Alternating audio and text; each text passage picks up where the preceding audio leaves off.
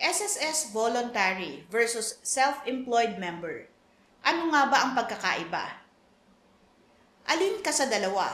Voluntary o self-employed? Paano ito nakakaapekto sa iyong benefits sa SSS? Let's break it down clearly.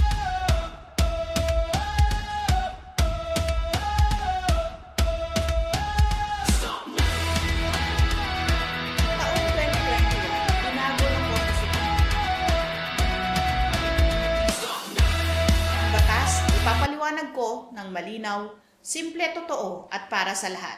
Ako po si Attorney Claribel Lucila. Dito sa ating channel, tinatalakay natin ang batas at mga government programs sa simpleng paliwanag. Pag-uusapan natin ngayon ang voluntary at self-employed SSS members. Kung sino ang qualified, paano magbayad at ano ang legal differences.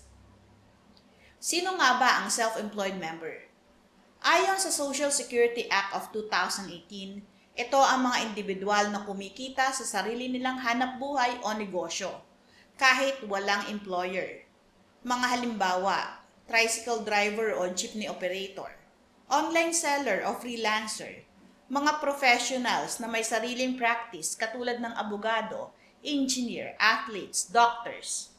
Kasama rin ang actors, actresses, directors, vlogger o content creator na kumikita sa ads o sponsorships.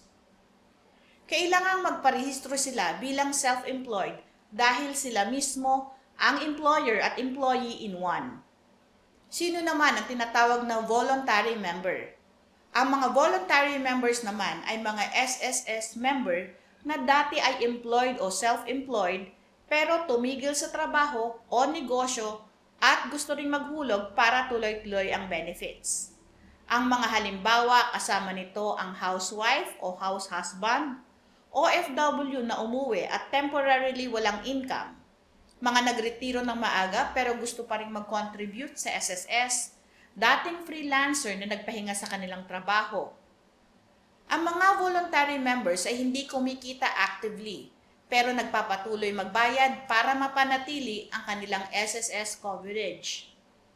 Ano nga ba ang mga contribution and basihan ng kanilang pagbabayad? Para sa self-employed, dapat may declared monthly income. Katulad ng kung kumikita sila ng 15,000 pesos, 20,000 pesos, o anumang monthly income nila. Ang hulog ay base sa declared income nila, i-multiply sa SSS contribution rate. Ngayong taong 2025, ang SSS contribution rate ay 15%. At dahil self-employed, ang 15% na kanyang declared na buwan ng kita ang kanyang babayaran sa SSS. At dapat ay magre-report din siya sa SSS branch o online para ma-register officially. Kapag voluntary member naman, walang income requirement.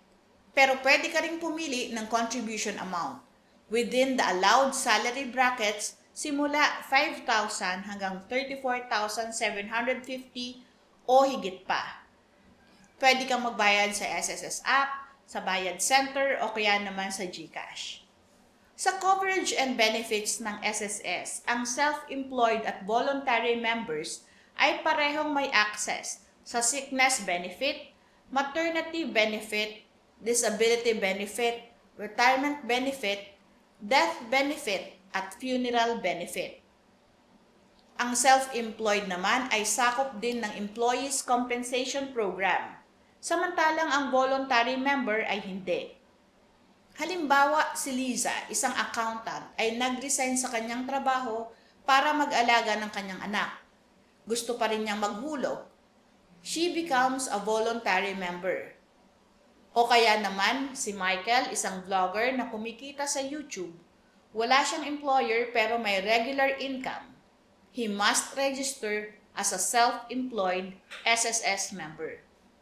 Kung nagkamali si Michael at naghulog siya as voluntary, maaari siyang magkaroon ng problema sa benefits kasi walang declared income basis sa SSS records niya. Tandaan po natin na under Section 9 ng Republic Act No. 11199, all self-employed persons, regardless of trade, occupation, or profession, shall be compulsorily covered by the SSS. Meaning, kapag kumikita ka sa sarili mong negosyo o trabaho, required ka under the law na mag-register as self-employed at hindi bilang voluntary member. Kung gusto mong tuloy-tuloy ang SSS protection mo, siguraduhin mong tama ang classification mo. Maling classification, maling records, at baka ma-deny ang benefits mo pagdating ng panahon. Patuloy po kayong manood, magtanong at matuto ng tungkol sa batas. Magandang araw po, ako si Attorney Claribel Lucila.